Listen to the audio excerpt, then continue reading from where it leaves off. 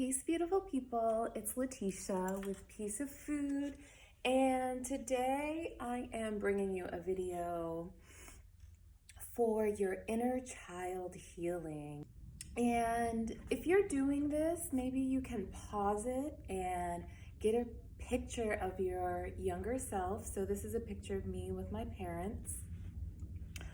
I'm in a little baby pool, which is a cool sign because I'm so connected to the element of water. I talk about it all the time. I'm an air sign, but I have a lot of water in my chart. I'm highly connected to just, I don't know, the flow and just water in general. I'll have to do a video on why I'm so connected to water, but maybe you can also see what element you connect to the best and what that means for you, because then it can also help you balance out other parts of your life. So like I said, I have a lot of air and water in my chart. So for me, I need to be more grounded. I need to connect more with earth. I need to connect more with fire to balance myself out as well, because for example, I'm mostly an introvert.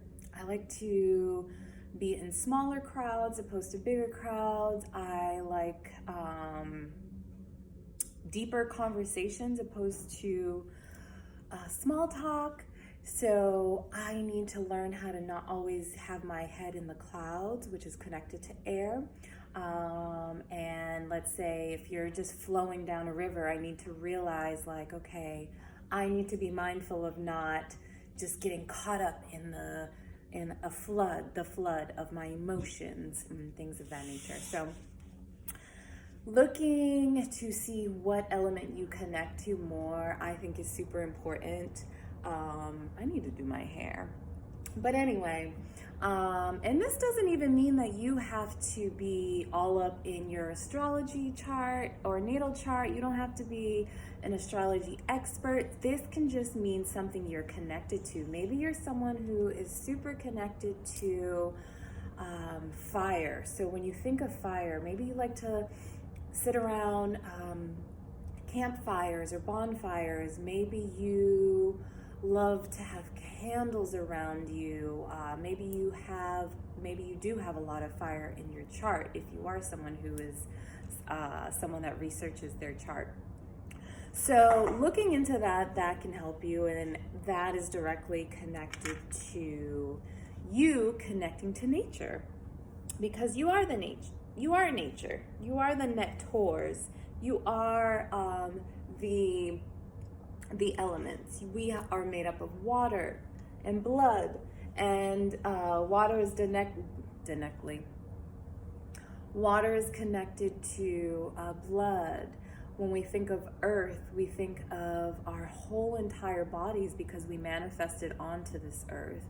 When we think of air, we think of our mind. We think of like the chambers in our heart as well, and like that flow of breath.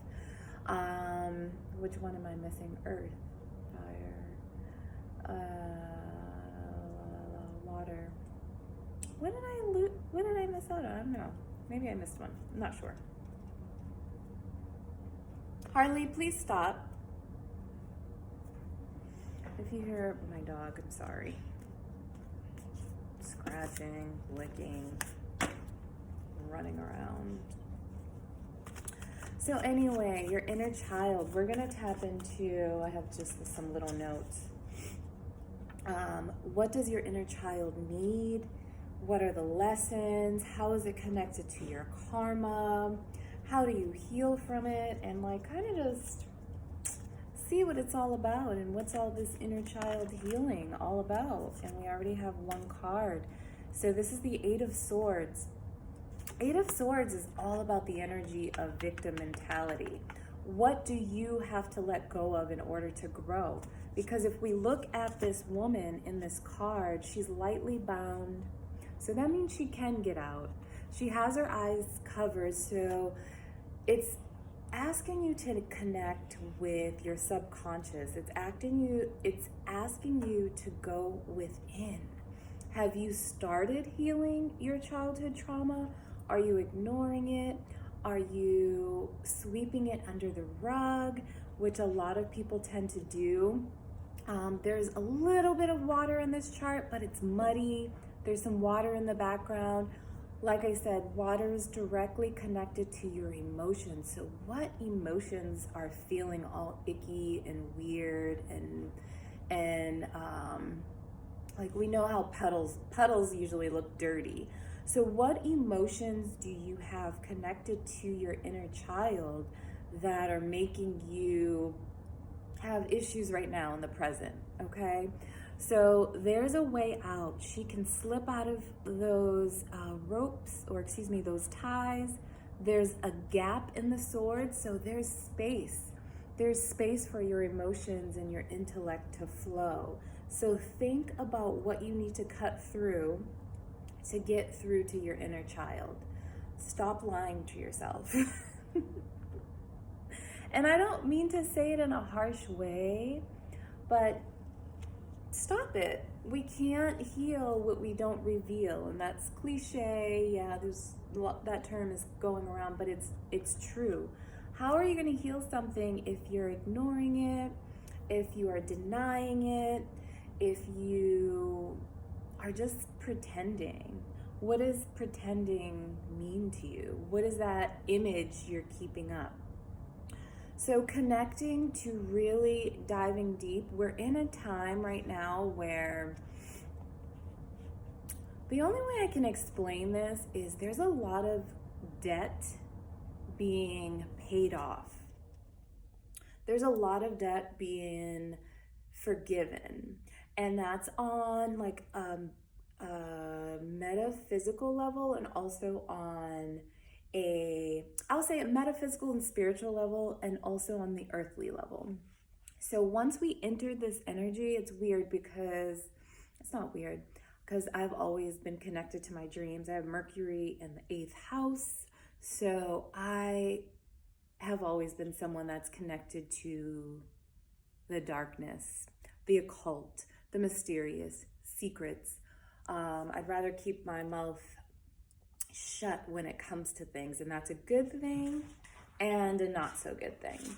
So where was I heading with this? I really don't remember. Oh, the debt forgiveness. So what that means is this is a time and space for energy to be cleared that has to deal with your karma, that has to deal with your generational trauma. Why do you think some of these things become super trendy? On one hand, you have things becoming super trendy and watered down and diluted and made to just be like buzzwords. But then on the other hand, you have the real deal.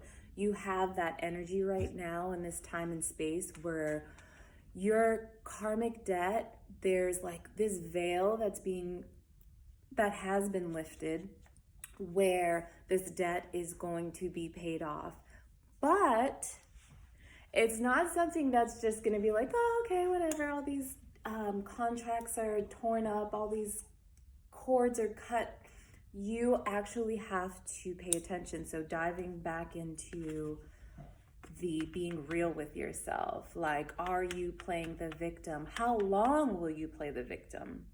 Because sometimes when people talk about victim mentality, it does sound like you're victim blaming. However, within that little thin line of victim mentality and victim blaming is self-accountability. So that self-accountability in the middle is where you do the work, where you pay attention to signs around you, where you release. So writing, rituals, whatever that looks like for you, having hard conversations, having deep conversations. We need to get rid of the surface level stuff, get rid of it, shift that out of the way, let go of the small talk and get to get to like the deep nitty gritty part of it all. So for this pile, it's really about letting go of victim mentality. Your inner child was very innocent, pure, very connected to source. Tap into the innocence and the purity, but don't tap into the victimhood part of it. Because think about your emotions, think about a TV and how there's different channels. Think about radio stations, how there's different frequencies. That is within you. We are the ultimate machine. So you can tap into these different channels. Think about water channels. What channel do you want to tap into? The victimhood mentality or the healing and dealing with and releasing and letting go? Because just because we are tapping into the past to heal that the old stuff, it doesn't mean you get stuck there. You know, think about time travel movies. And I was thinking about time travel earlier because I was reading an old journal entry. And please forgive me if I go off on tangents. It's all connected. But, and that popped up on the bottom, the Seven of Swords. Where was I going? My dream and talking about time travel. So going back to the past and healing that is time travel in a sense. So going back, connecting to that inner child, you know, you in the past, me 38 years ago, 39 years ago in my grandmother's backyard in a pool with my parents. How can you change the story? You know, how can you change how different things affected you in the past and that you brought along with you? So think about that time travel. Think about time travel movies. Usually when you hear about time travel or people ask about time travel, would you go back and kill Hitler, blah, blah, blah? Why is that always the question? What about, would you go back and look at your generational past, generational gifts, your generational traumas and how those started and how you can change it for the present and future you? It's literally connected to time travel. But the reason why I brought up or I thought about time travel this morning was I was going through an old journal and I read a dream that I had in 2018 about present me, going back to talk to my mother when she was in her 20s. So in my dream, I went back and I had a deep conversation with my mother about loving herself. And it's fascinating to me because I wrote that dream down not knowing that it was going to help me right now. You know what I mean? So it's when you think about the dream world, are you time traveling? When you think about going back and looking at old journals and old patterns, that's time traveling right there when you're just observing your old patterns. All right, let's move on. So at the bottom of the deck, there was the Seven of Swords.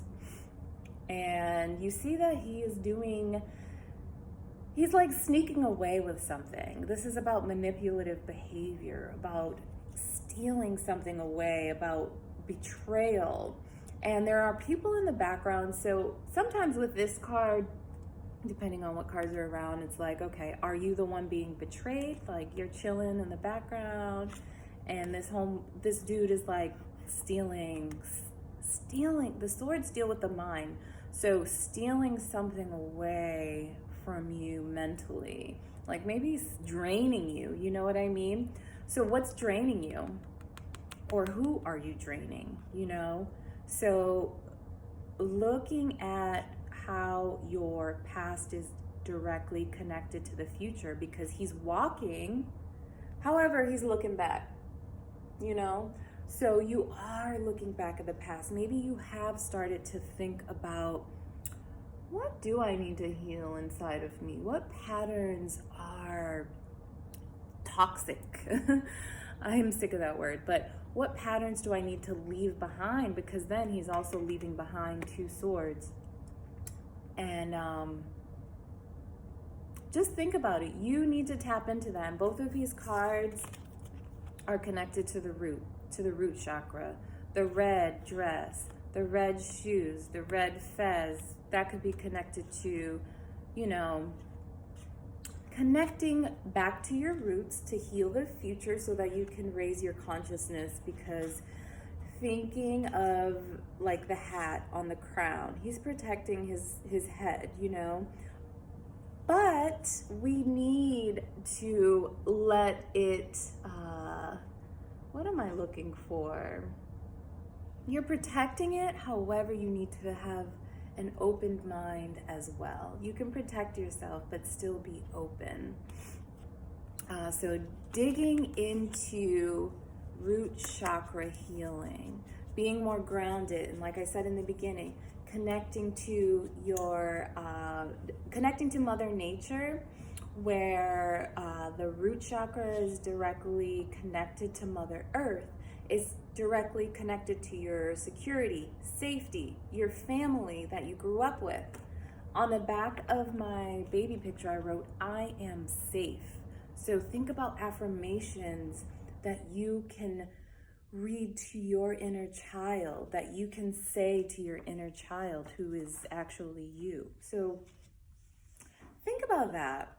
Think about, lately I've been watching movies, or I've been drawn to movies, because I think, me being a super analytical person, I'm always drawn to specific things that, I don't know, maybe I just look for stuff to connect. But I mean, it's all about connecting the dots. But I watched a movie, and I can't remember what it's called. I think Identity or something, where the person had, what is it? Split personality, or yeah, I think I'm drawing a blank, but you know what I mean. When a person has a mental illness where they have split personalities, and that comes from all different types of things, usually trauma. So you start to compartmentalize your brain so you can deal with all of these different traumas, and they come out as different personalities. And usually with multiple personalities, there's usually one child aspect to that personality, and I feel like that's the inner child. So thinking about that, we all have these different parts of us, you know, maybe not as in depth as someone that is dealing with that dis-ease, but thinking of your dark side, your nice and kind side, you know, your inner child, your mothering side. That's another side you need to tap into, your mothering side. Whether you're a man or a woman, or however you identify, non-binary, tap into the nurturing, divine feminine aspect of healing your inner child. And also, also the divine masculine part of it as well, because we'll talk a lot about daddy issues that women have. Mommy issues is not a thing it's starting to become a thing where people are talking about it more openly. But before, I feel like people just talked about people having daddy issues, but you could have daddy, mommy, whatever, step-parent, whatever issues. So tap into how you wish that you wanted to be taken care of when you were younger. And yeah, tap into that. So let's move on to some more cards. I'm going to use my deck. But connecting to your inner child and healing those past hurts is something that we all have to deal with. Not all of us are going to get there. However,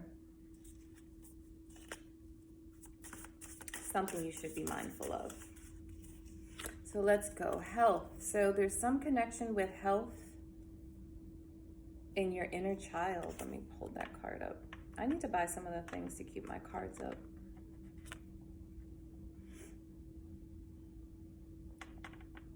So if you're looking to heal yourself. Tap into all that deals with healing your earthly body. Eat healthier foods. Be more health conscious. Tap into how different foods make you feel, because then that affects your mood. It affects your mind. Remember that it's all connected. Let's get another card from here for y'all. Meditation. Yes. Tap into the healing of quieting your mind. That's another thing I was studying this morning.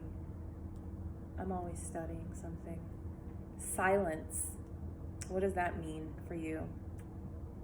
I dealt directly with silence on many different levels. One, being myself and being a super introverted, quiet, awkward, shy kid, along with being overly sensitive, along with being, super inquisitive, but not wanting to express myself or not knowing how to. So thinking of that type of silence, of not having a voice. So that's obviously your throat chakra. What does that mean? Again, there's two sides. There's a spectrum. So silence, being secret, being still, connecting to your inner self and not projecting out. Listening, because when we're always talking, how are you going to listen? How are you going to hear the signs? How are you going to hear what other people are saying to you? So tapping into the meditation and silence and solitude and learning how to be okay with solitude.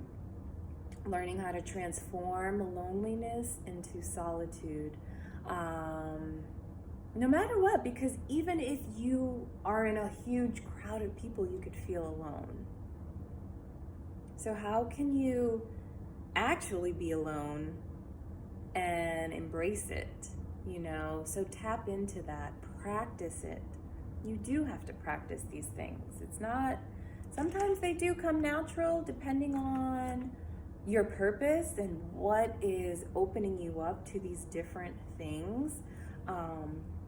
But really starting to be mindful of your silence. So what I was tapping into this morning with silence is my name, because my name is Letitia. So there's the emphasis on the sh. My mother's name is Charlotte. So the beginning of it has the sh. I live in Charlotte, so that's why I know silence is connected to my my life, my cycles, my healing, and my karma. So I'll get back to this, but I am someone who, I don't know where I was going with that, but start to pay attention to what's around you, what signs you've been given for years that maybe you notice them, but then you're like, oh my goodness, I never connected the dots. With the silence part, another huge reason why I know that's connected to my karma and my generational line is my mother having a stroke. And one of her, what happened was afterwards, she couldn't speak, she couldn't read, she couldn't write. So thinking of things that happen around us that we're not mindful of, like, what does that mean? Why was that affected in her in that way? What did that have to do with her karma? What did that have to do with generational trauma, generational healing? Because a lot of times, and going back to the health, the absence of health, which is illness, is usually a wake-up call. It's usually a sign. It's usually like, hey, you have to go this way because you did not listen. And I'm not saying, again, the victim blaming and all that, I'm not saying like, oh, if you get cancer, like, it's your fault. No, that's not what I mean, because if you're diving deeper into the mystery, the esoteric existence of us, you see that everything's connected, and your emotions tie into what diseases come out. Your karma is connected to what diseases come out. Your actions and behaviors are connected to the diseases that come out, or illnesses, you know, and that's why I personally have some karma connected to my womb and my womb healing. So, moving on. Health. When you do not slow down, sometimes the universe makes choices for you. You know, when you are not paying attention to the signs, say you are someone who constantly loves, oh gosh, what's something I can just that comes to mind? Like you always have to, you can't keep still. So we'll just use the example of people not wanting to keep still during quarantine and what that looks like. And I feel like we keep getting these different variants because we're not paying attention on a collective level. Our minds are all over the place. Like, another thing that I can connect to this is a new term called air rage. So that's the whole new thing where a lot of people are being abusive on airplanes. So when we connect that to the elements of air and flying through the air, there's so much anger in the air. There's so much anger in the air, and the swords are connected to that. So letting go of the anger, getting control of your mind, getting control of mental illnesses that you may have, and tapping into the power of healing yourself. Tap into that. I've been saying it for years. Tap into the power of healing yourself, and it looks different for everyone, and that's okay. I'm gonna draw a card from my mermaid deck. Stay optimistic. Stay optimistic. There's growth, abundance ahead, but you have to keep a positive mind. Your dreams are coming true. Don't quit right before the miracle occurs. You know, so thinking of your inner child, maybe you have started working on it and you're discouraged. Somebody may be telling you like, why are you doing this? Why are you bringing up the past? What's the point? Let it go. No, you don't have to. You know what your spirit is like nudging you to do, you know? So stay optimistic, you know? Look at the huge castle here. You have these earthly gifts coming to you if you just stay the course, you know? Tap into that confidence. Yellow, I'm wearing yellow today, and yellow shows up in this background here as well.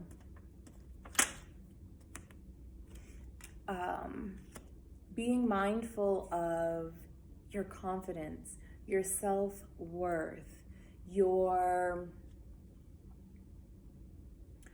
connection to like not needing validation. Again, that's again connected to silence. You know, I just like to connect things, and I don't know how many times I've said connect in this video, but thinking of, okay, when you're in an argument. So thinking of the color yellow, connecting to your solar plexus chakra, connecting to the sun, shining the light on things that need the light shined on. Is that even a word, shined? I don't know. Anyway.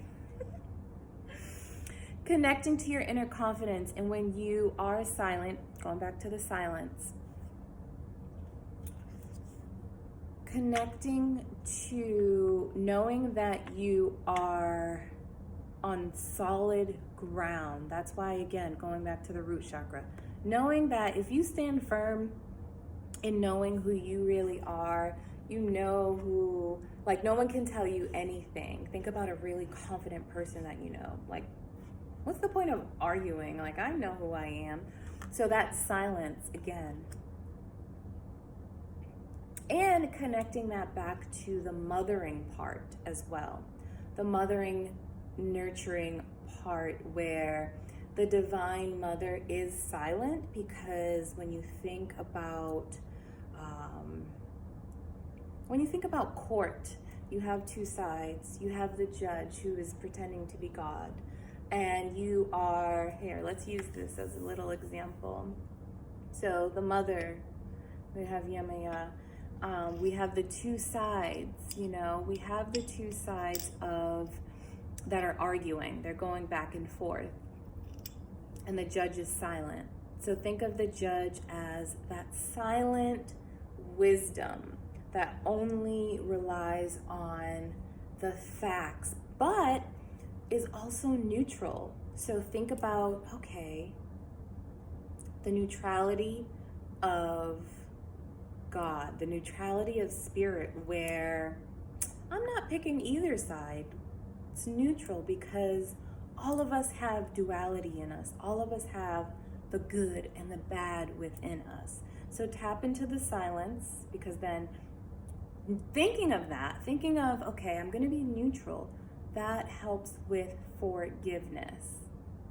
I'm not saying it's easy, because when you think of a court trial, that's stressful. But the court is your heart, you know, when you think of the core, your heart chakra. So connecting all of this healing to all of your chakras, because if the root chakra is based on your foundation and your home and your original home, which was, you know, where you grew up, on your earthly home, knowing that if you don't have a strong foundation, all the others are going to fall. So working your way up through the chakras, working your way up to your higher self, and really finding that balance. And I'm going to leave it there for your inner child healing. And yeah, I hope that helped. Peace.